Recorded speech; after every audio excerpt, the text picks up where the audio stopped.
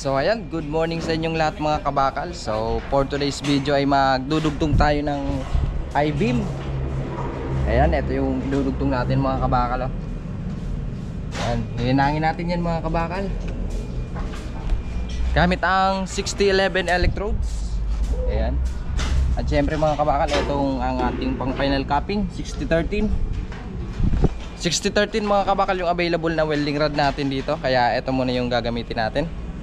So anyway mga kabakal, nandito tayo sa construction site. Ayan yung mga kasama natin.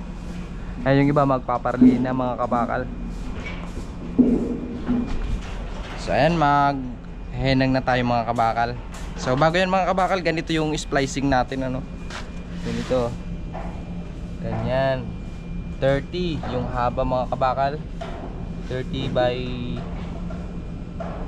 25 ata mga kabakal. Basta yan, ganyan yung itsura ng splicing natin dyan.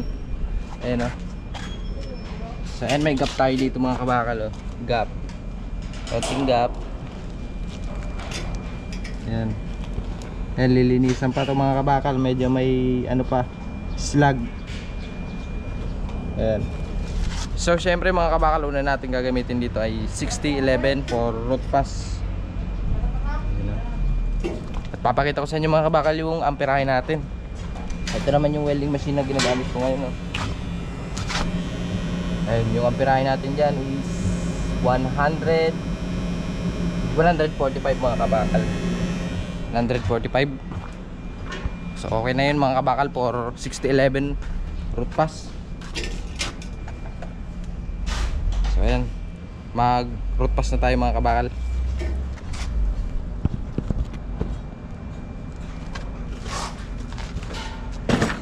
Gamit tayo ng welding gloves mga kabakal.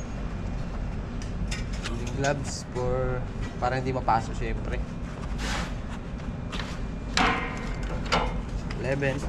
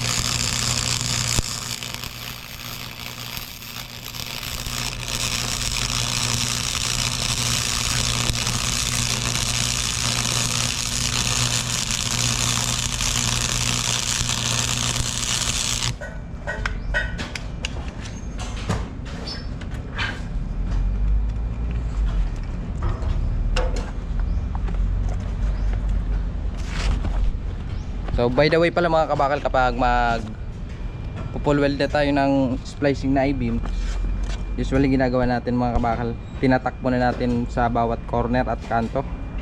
Gaya nito mga kabakal. Ayan, may tack na dyan, dito, saka dito sa baba, saka dito mga kabakal. Dito, saka dyan, para hindi siya ma-disalign mga kabakal. Ganon din sa kabila mga kabakal. Yan. Dito ko inuuna usually mga kabakal. Sa ibabaw, sa flange, saka dito sa baba. Yan. Tapos saka natin